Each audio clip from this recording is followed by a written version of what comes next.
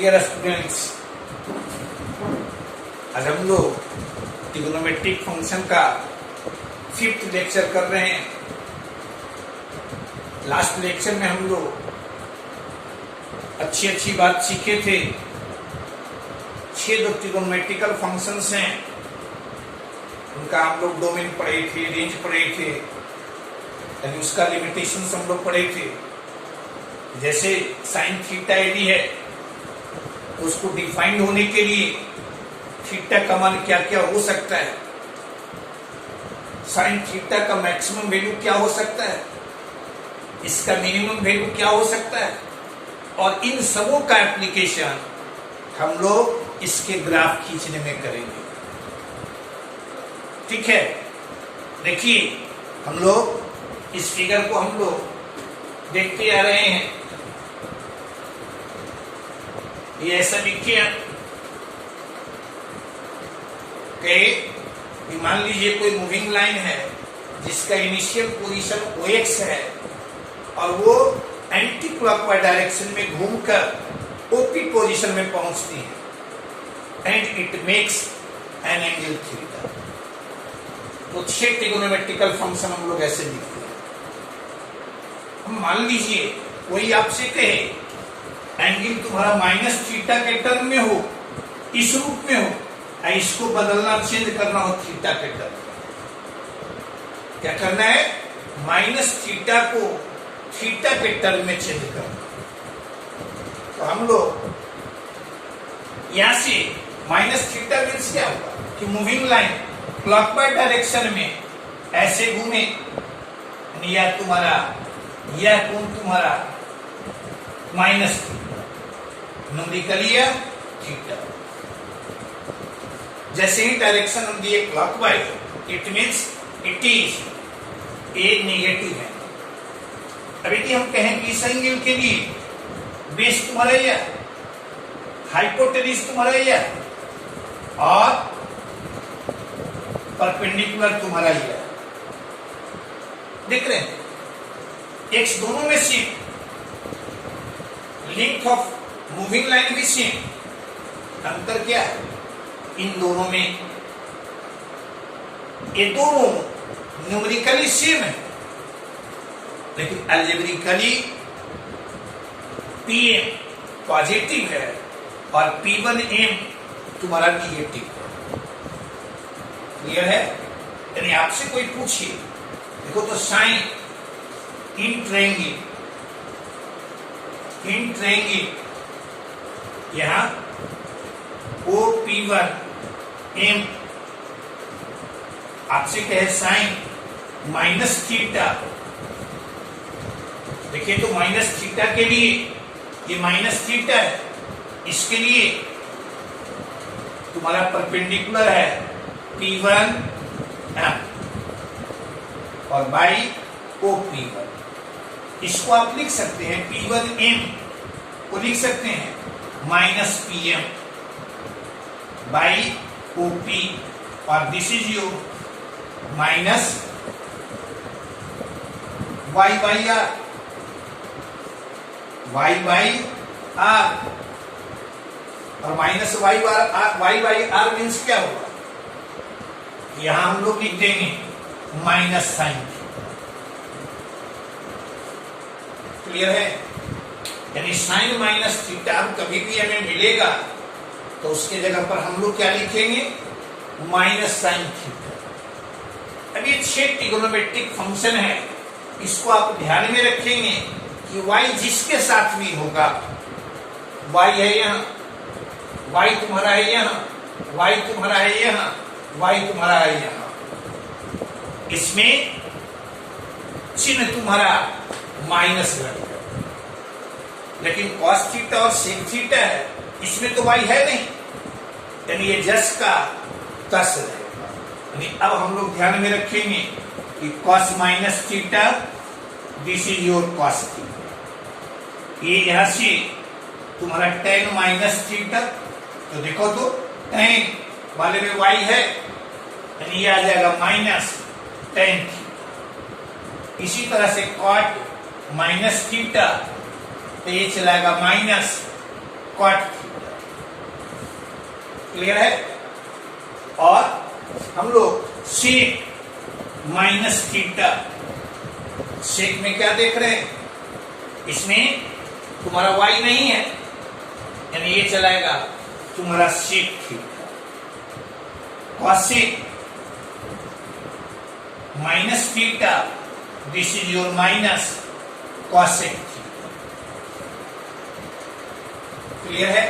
यानी आपको ध्यान में रखना है कि 6 में जिसमें y है उसमें माइनस थीटा की जगह पर माइनस, ये जो माइनस यहां है उसको हम लोग पहले लगा दें, और जिसमें y नहीं है उसमें हम लोग सीधे cos माइनस थीटा तो cos थीटा कर दें, सेक माइनस थीटा तो सेक थीटा कर दें।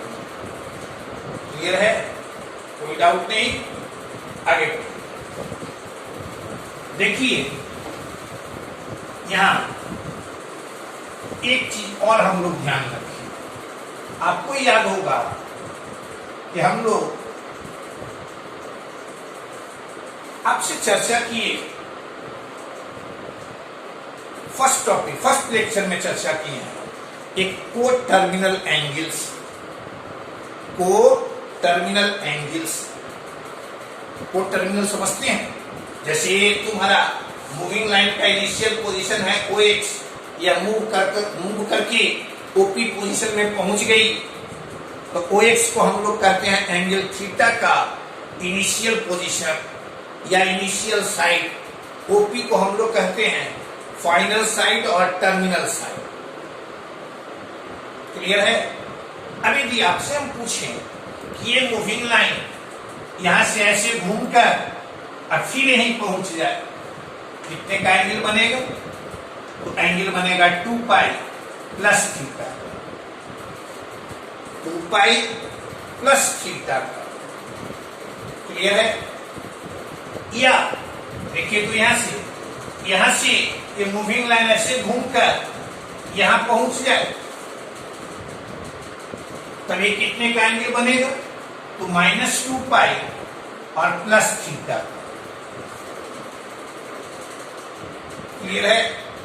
या मूविंग लाइन फिर एक चक्कर ऐसे लगाकर ऐसे यहां पहुंच जाए, तो यह चलाएगा 4 पाई प्लस थीटा। यानी इस तरह से हम लोग देखते हैं कि थीटा और 2n पाई प्लस थीटा, यहां n क्या है? कोई इंटीजर है। ये दोनों कैसे हैं? तो को टर्मिनल एंगल्स, को टर्मिनल एंगल्स, यानी इनके इनिशियल और फाइनल साइड्स आर सेम। और जब इनिशियल और फाइनल साइड सेम है तो आप कह सकते हैं कि sine 2n pi plus theta या cos 2n pi plus theta tan 2n pi plus theta cot 2n pi plus theta sec 2n pi plus theta cosec 2n pi plus theta. Clear है? जब इन दोनों का initial और final side same है तो हम लोग इसको लिख देंगे साइन थीटा, इसको लिख देंगे कॉस थीटा, इसको लिख देंगे टेन थीटा, इसको लिख देंगे कॉट थीटा, इसको लिख देंगे सेक थीटा, और इसको लिख देंगे कॉसेक थीटा। ध्यान में रहे, जहां n तुम्हारा कोई इंटीजर, n क्या हो? कोई इंटीजर। क्लियर है? बढ़े आगे? ठीक है। अब देखिए, हम लोग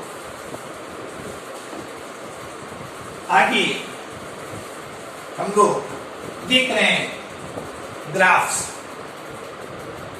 यानी हम लोग अभी देखेंगे ग्राफ्स ऑफ ट्रिगोनोमेट्रिक फंक्शन। यानी ये जो 6 देख रहे हैं ट्रिगोनोमेट्रिकल फंक्शन, इनका ग्राफ कैसा होगा, इनका ग्राफ कैसा होगा। वेरी वेरी इंपॉर्टेंट, पूरे मैथमेटिक्स में 11th में काम आएगा, 12th में काम आएगा, जेई मेंस एडवांस के लिए देखिएगा क्वेश्चन मिलेगा, हर एक जगह ग्राफ की जरूरत पड़ेगी। इसलिए इसको एकदम हमेशा 2, 3, 4, 5 बार आप प्रैक्टिस करके इसको ध्यान में रखिएगा। क्लियर है? अब यहां से देखो तो फर्स्ट, जैसे y equal to sine x, पूछिए कि इसका ग्राफ कैसा। तो ग्राफ खींचने के लिए सबसे पहले तो ये हम जाने कि इसका डोमेन क्या है, यानी x का मान कहां से कहां तक हो सकता है। दूसरा ये हम जाने कि x का डिफरेंट वैल्यू जब हम पुट करेंगे तो y का मान क्या क्या हो सकता है, यानी इसका डोमेन तो हम लोग कहेंगे ऑल रियल नंबर, यानी आप जानते हैं कि साइन एक्स का मान कभी भी अनडिफाइंड नहीं होता है। एंगल आप कुछ भी दे दीजिए, इसका मान हमेशा -1 से 1 के बीच होगा, यानी कहीं पर भी इसका मान इनफाइनाइट नहीं होगा, यानी इनफाइनाइट नहीं होगा तो इसका डोमेन हम लोग कहेंगे ऑल रियल। क्लियर है? अब पूछेगा रेंज, आप पढ़े हैं कि x का मान कुछ भी हम रख दें, साइन जैसे ही उस पर लगा हम लोग कहेंगे उसका वैल्यू हमेशा -1 से 1 के बीच होगा, यानी इसका रेंज, यानी x का मान कोई भी रियल नंबर हम रखेंगे, जो y का मान मिलेगा वो तुम्हारा होगा -1 से 1 क्लोजिंग करना, -1 से 1 क्लोजिंग करना। क्लियर है? कोई परेशानी नहीं। अब इसका ग्राफ हम खींचे, देखो कुछ चीज आप ध्यान में रखिएगा। जैसे आप पढ़े हैं साइन एक्स के बारे में, ये अच्छे ट्रिगोनोमेट्रिक फंक्शन है, इसके बारे में कि इसका यानी ये फंक्शन कहाँ इंक्रीज करता है, कहाँ डिक्रीज करता है। दूसरा चीज आप पढ़े बताए हैं आपको कि कोई भी फंक्शन यदि कहीं इंक्रीज करता है, इसका मतलब है कि उसका ग्राफ जाएगा ऊपर, यदि डिक्रीज करता है तो उसका ग्राफ जाएगा नीचे। क्लियर है? कोई डाउट नहीं। अब देखिए आप, जैसे इसका ग्राफ खींचते हैं, ये तुम्हारा एक साथ वाई एक्सिस,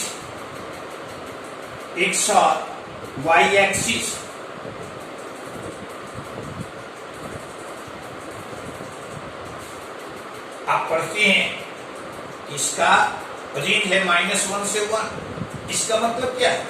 इसके ग्राफ का जो भी हिस्सा होगा वो, ये लाइन है तुम्हारा y बराबर 1 और ये लाइन है y इक्वल टू -1, यानी इसका जो भी हिस्सा मिलेगा इन्हीं दोनों लाइंस के बीच में, इन्हीं दोनों लाइंस के बीच में। क्लियर है? यानी यहां तुम्हारा 0 है, ये तुम्हारा एक, हम लोग x के वैल्यू को इस पर प्लॉट करेंगे। आप क्या पढ़ते हैं? देखो तो साइन 0 0, यानी यहां पर साइन 0 मीन्स क्या होगा? x भी 0 y भी 0, x भी 0 y भी 0 मीन्स इसका ग्राफ ओरिजिन से पास करता है, यहां से पास करेगा। क्लियर है? अब ओरिजिन से पास करता है तो हम लोग देखो तो 0 से π/2 के बीच में यह इंक्रीज करता है। क्लियर है? यानी इसका ग्राफ होगा ऊपर की ओर जाएगा इसका ग्राफ। क्लियर है? 0 से π/2 के बीच में यह इंक्रीज करता है। और दूसरा आप देखते हैं कि ये पॉजिटिव होता है। ठीक है? सेकंड क्वाड्रेंट में यानी ऊपर मीन्स हुआ यहां से इसका ग्राफ जाएगा ऐसे, कहां तक जाएगा? तो इसी लाइन तक जाएगा, क्योंकि इसका मैक्सिमम वैल्यू है 1। अब यहां से ये डिक्रीज करेगा, ऐसे डिक्रीज किया, नीचे की ओर आया, ये कहां पर आया, कहां पर ये मिला है? तो ये मिला है π/2। फिर नीचे की ओर आया, कहां तक ये नीचे जाएगा? तो आप याद कीजिए, आप पढ़े हैं सेकंड और थर्ड क्वाड्रेंट में यह डिक्रीज करता है, यानी यहां तक ये π/2 से π तक यह घटा और फिर ये डिक्रीज किया, ये आ गया ऐसे, यहां तुम्हारा है ये 3π/2। क्लियर है? 3π/2 तक यह डिक्रीज किया, और फोर्थ क्वाड्रेंट में आप पढ़ते हैं यह इंक्रीज करता है। क्या करता है? इंक्रीज करता है, यानी यह तुम्हारा 2π। कोई परेशानी नहीं? तो ये आप यहां से 0 से 2π तक इसका ग्राफ हम खींचते, 0 से 2π तक हम लोग ग्राफ इसका खींचते। अब इसके लेफ्ट साइड में खींचने के लिए आप सीखिए। देखिए यहां हम लोग जैसे f minus x equal to, यदि माइनस fx मिले, यानी कहते हैं कि यदि किसी फंक्शन में x के जगह पर माइनस एक्स हम रखें, x के जगह पर माइनस एक्स रखें,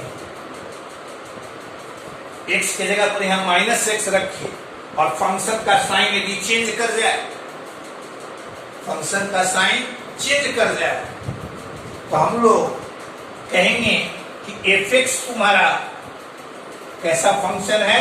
ऑड फंक्शन।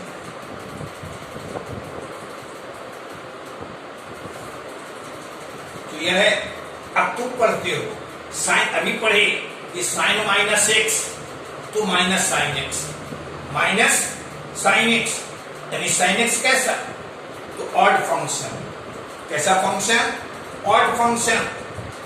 एक चीज और सीखिए, एकदम दिमाग में रखिएगा, हर जगह ये काम देगा कि जो भी फंक्शन ऑड होगा उसका ग्राफ सिमेट्रिकल होगा।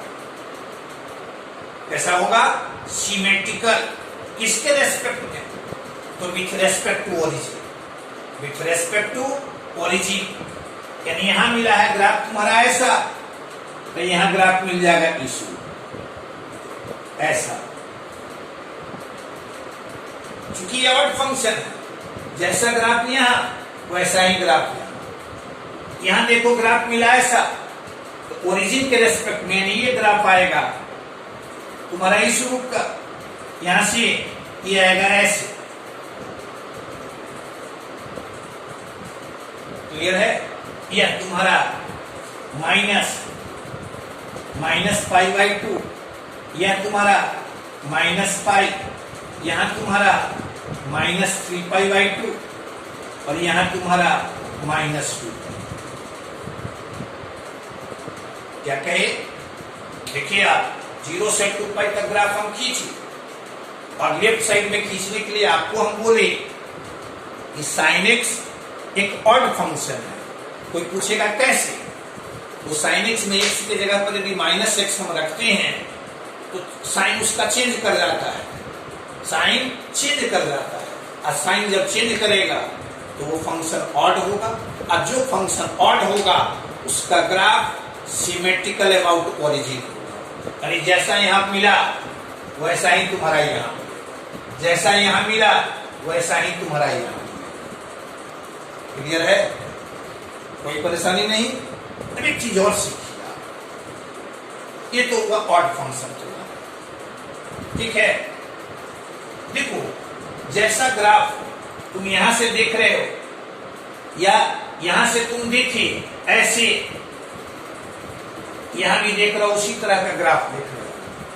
यानी कहते हैं हम लोग, इसको कहते हैं फंक्शन का पीरियोडिसिटी। यानी कहते हैं हम लोग यदि किसी फंक्शन के का ग्राफ किसी सर्टेन इंटरवल के बाद रिपीट करता हो,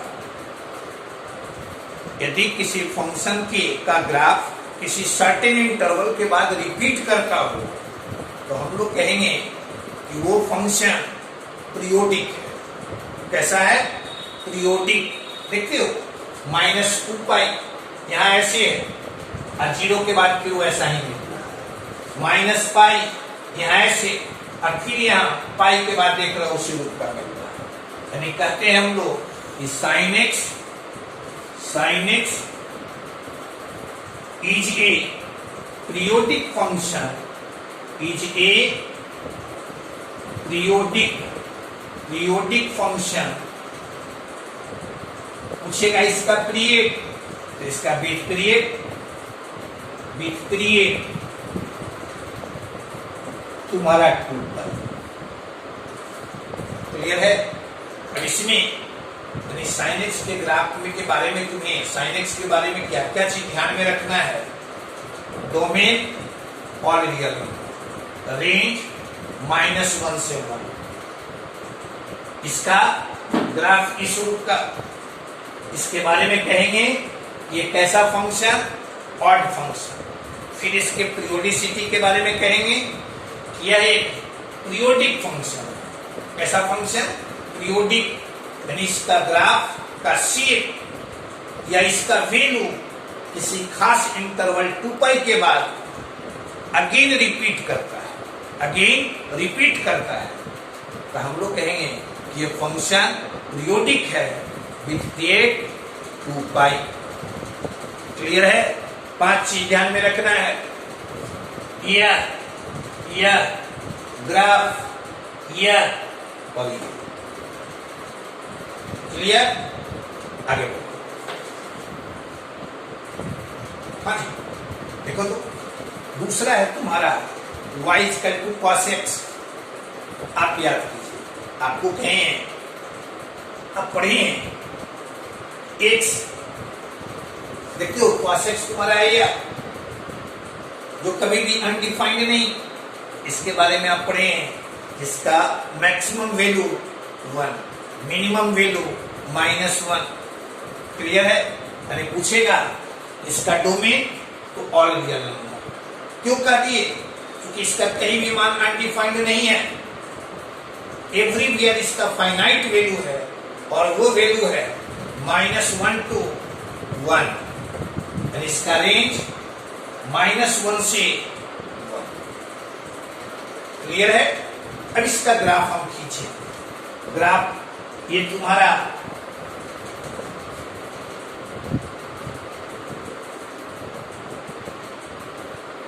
x' हो, y हो, y'।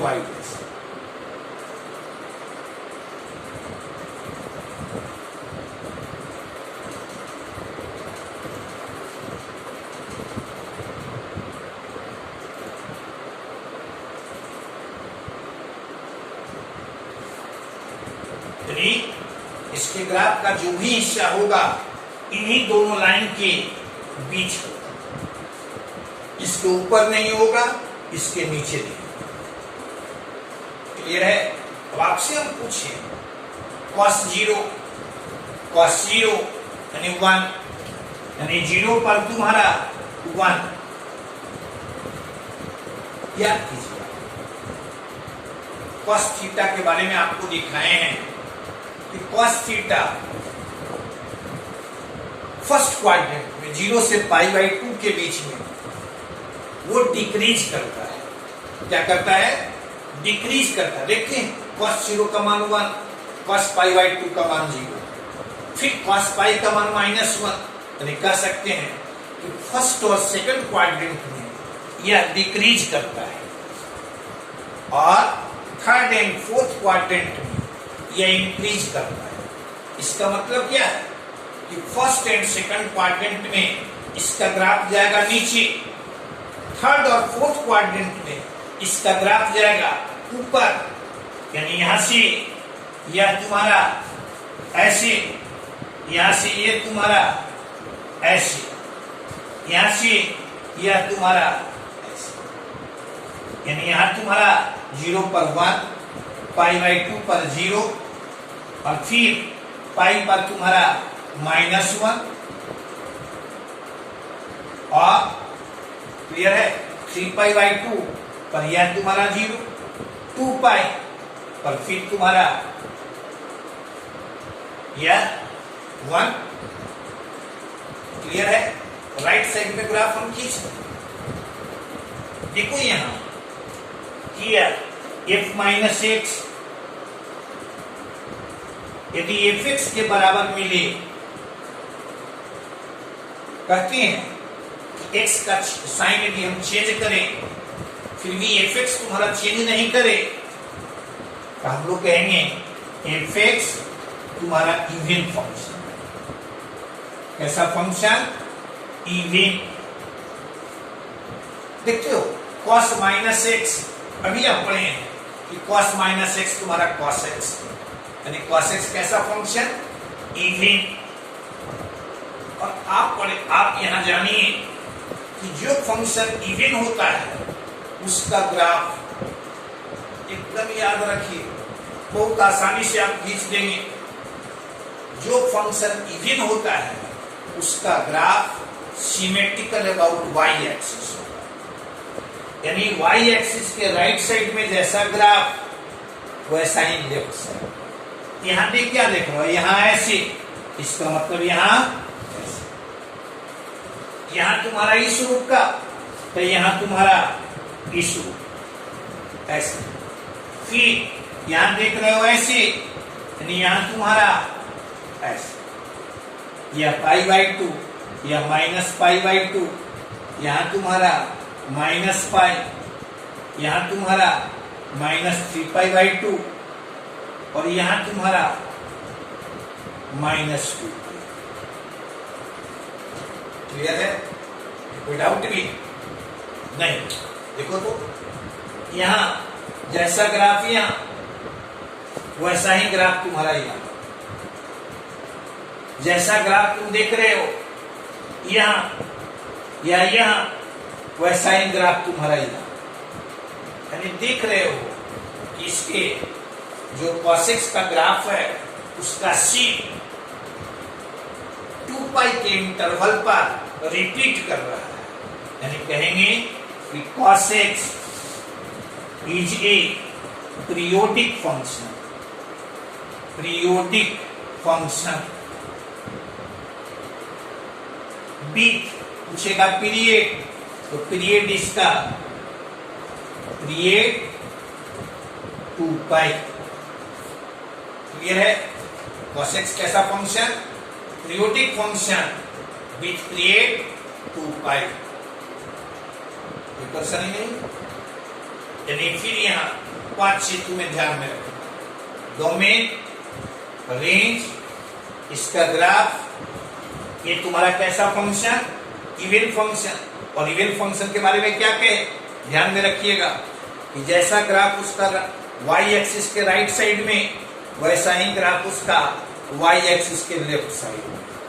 फिर आप पढ़े कि cos x एक पीरियोडिक फंक्शन है और इसका पीरियड 2π।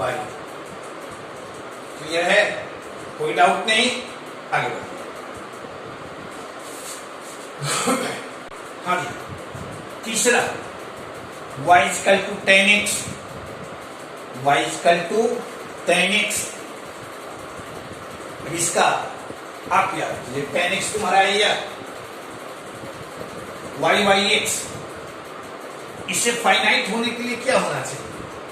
तो इसको फाइनाइट होने के लिए x का मान नॉट इक्वल टू 0 होना चाहिए। x0 कहां मिलेगा? x0 मिलेगा जब मूविंग लाइन तुम्हारा y एक्सिस पर होगा। इसका मतलब क्या है?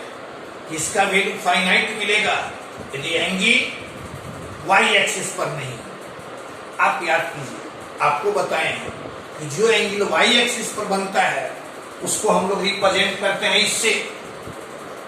इसमें n का मान 0 +- 1 +- 2 +- 3 रखेंगे तो ये एंगल बनेगा इस लाइन पर, यानी इस पर नहीं होना चाहिए, इसलिए डोमेन इसका लिख दिए हम। समझे ना, ऑल रियल नंबर, लेकिन एंगल तुम्हारा वाई एक्सिस पर नहीं है। कोई परेशानी? ठीक है। अब इसका रेंज आप पढ़ते हैं कि टेन थीटा टेन एक्स का मान तो माइनस इंफिनिटी से इंफिनिटी के बीच में कुछ भी हो सकता है। क्लियर है? अगर कुछ भी हो सकता है यानी इसका रेंज ऑल भी। ठीक है। अब यदि इसका ग्राफ हम खींचें, देखिए तो ग्राफ खींचें,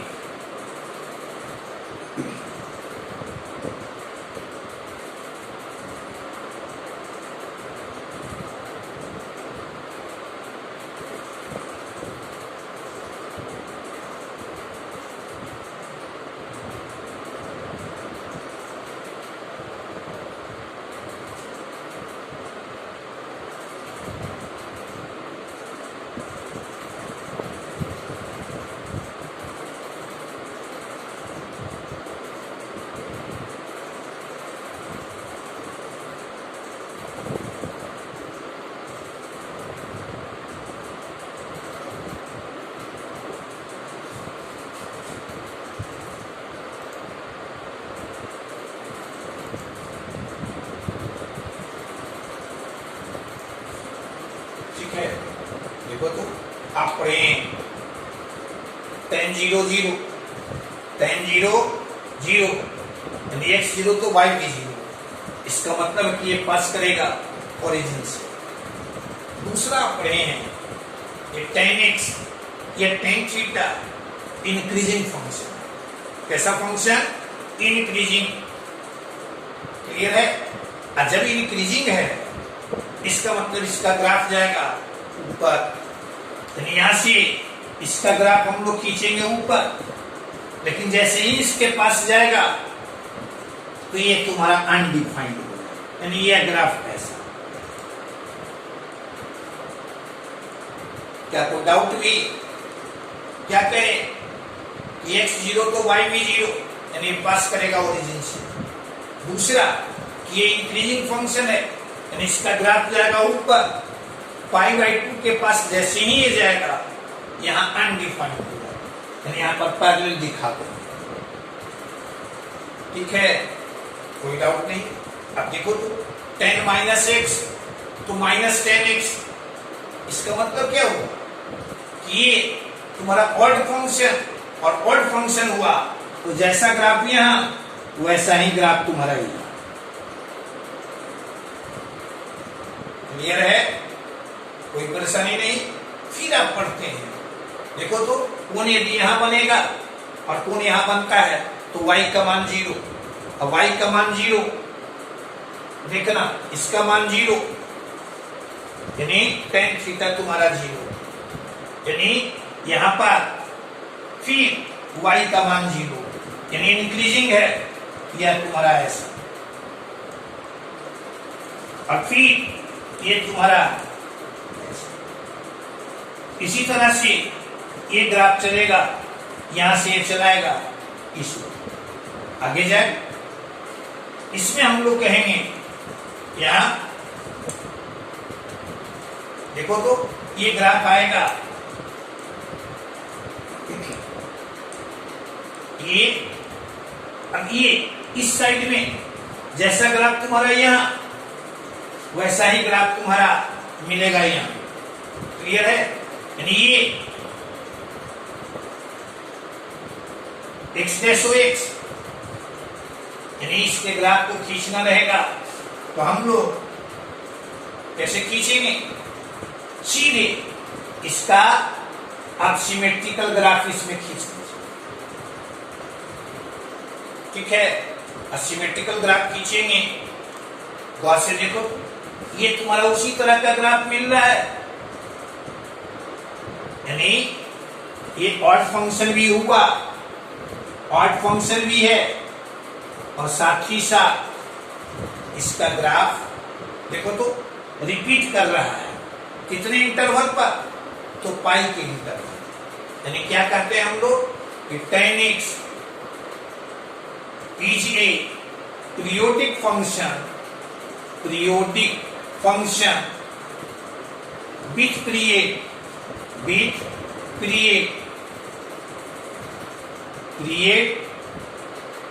2 पाई विथ पीरियड पाई। क्लियर है? एक चीज ध्यान में रखना, ए पीरियोडिक से दूर ही रखना। यदि पीरियोडिक के साथ लिख लिए, ऐसा लिख लिए ए पीरियोडिक,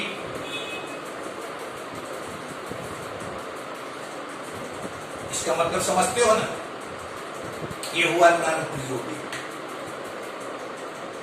क्लियर है? जैसे हिंदी में भी आप देखते हैं, लिखते हैं नाथ और उसके पहले आ लगा देते हैं, तो क्या हो जाता है? ठीक उसका उल्टा। तो वैसे ही पीरियोडिक के साथ ए लिख दिए तो उसको हम लोग कहते हैं नॉन पीरियोडिक। तो ये जब भी लिखिएगा उससे डिस्टेंस पर लिखिए। क्लियर है? आगे बढ़ो। ठीक है, गौर से देखो। जैसे यहां फोर्थ है तुम्हारा y equal to cot x। देखो तो यहां cot theta x y y, इसका मतलब क्या है कि इसका वैल्यू फाइनाइट होने के लिए y 0 नहीं होना चाहिए। y 0 कहां होता है? जब मूविंग लाइन तुम्हारा कॉन्साइड करता है एक्स एक्सिस, और आप पढ़ते हैं कि जो एंगल एक्स एक्सिस पर बनता है उसको हम लोग कहते हैं angle of the form n pi. यानी एंगल एक्स एक्सिस पर नहीं होना चाहिए, इसलिए इसका डोमेन आर माइनस एन पाई, जहां एन क्या? एन तुम्हारा कोई इंटीजर। रेंज आप पढ़ते हैं कि cot theta can take any finite value between minus infinity to infinity, इसलिए रेंज इसका ऑलरेडी। क्लियर है? अभी इसका ग्राफ आप खींचते हैं तो graph simple x dash to x y O y dash.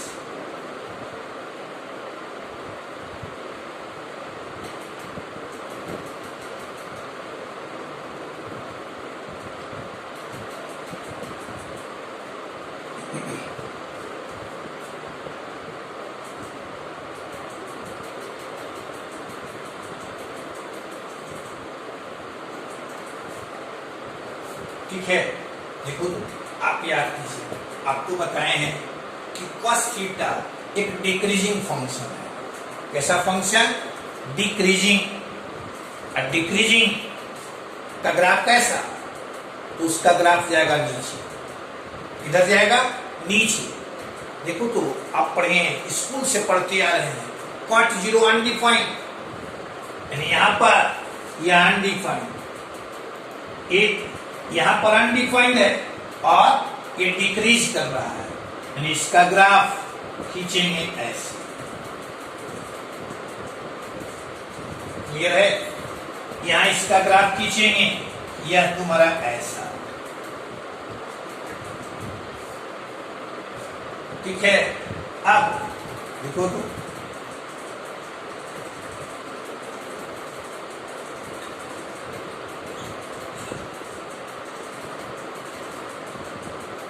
cot minus x, cot minus x तो होता है माइनस cot x।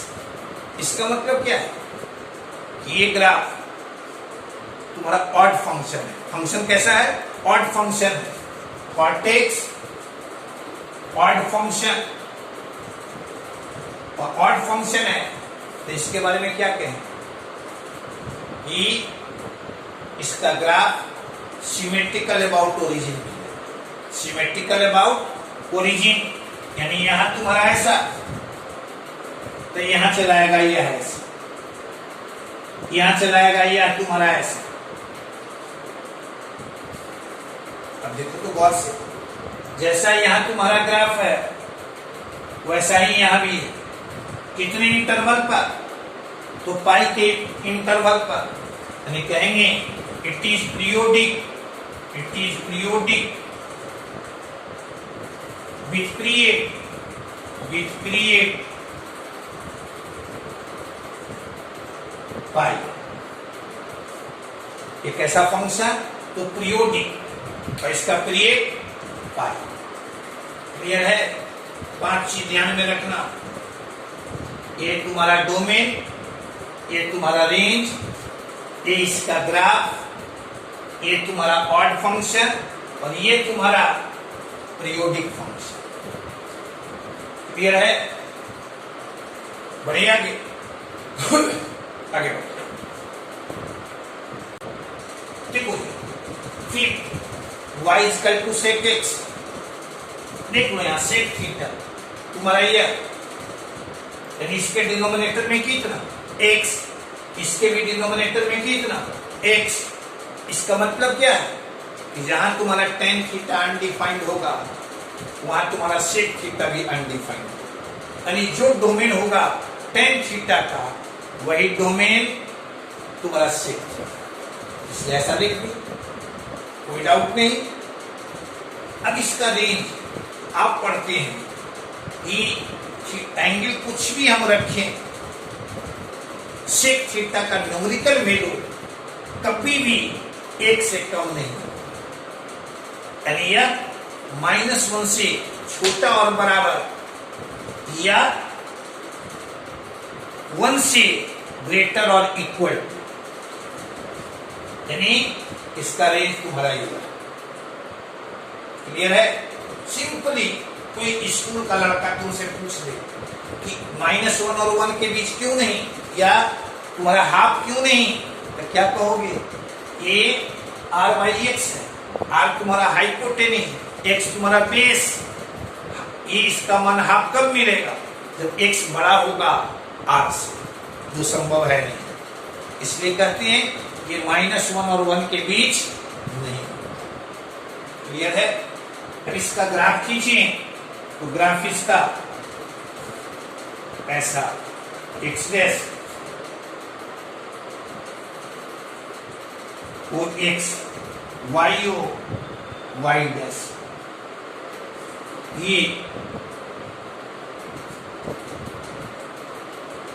तुम्हारा y इक्वल टू 1, ये तुम्हारा y इक्वल टू, समझ गए क्यों खींचे? क्योंकि इसका ग्राफ का जो भी हिस्सा मिलेगा इस लाइन के ऊपर, इस लाइन के नीचे, इस लाइन के इन दोनों लाइन के बीच में नहीं। इसलिए हमें ध्यान में रखना है। अब यहां से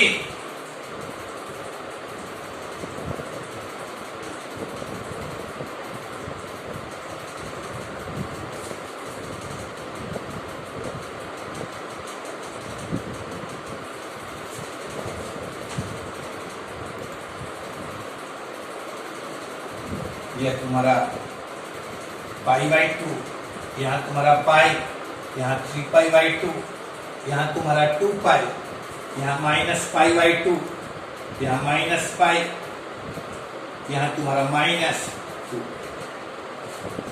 क्या कीजिए? सेक 0, यानी x का मान 0 रखेंगे तो y का मान हुआ, यानी 0 पर यहाँ 1। क्लियर है? अब याद कीजिए, सेक एक्स में और कॉसेक एक्स में ये दोनों एक दूसरे का रिवर्स है।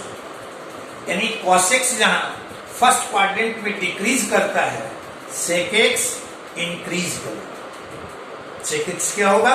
इंक्रीज करेगा। और सेक एक्स जब इंक्रीज करेगा तो इसका ग्राफ जाएगा ऊपर ऐसे, लेकिन इसके π/2 के नजदीक जैसे ही जाएगा यह तुम्हारा अनडिफाइंड। क्लियर है? ये खींचे, इसमें डाउट भी नहीं ना? आगे बढ़िए।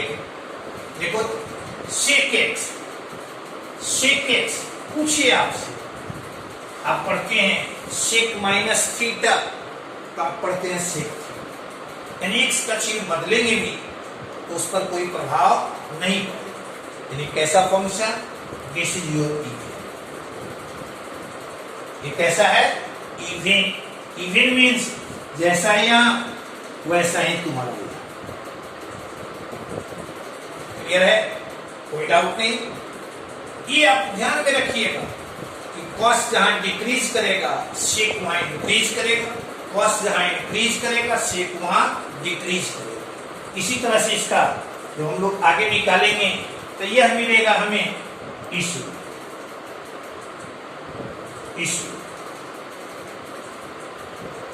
क्लियर है? इसी तरह से यहां मिलेगा हमें इशू। एकदम सिमिलर। यानी कहते हैं कि यदि एक पीरियोडिक फंक्शन है, it is a periodic function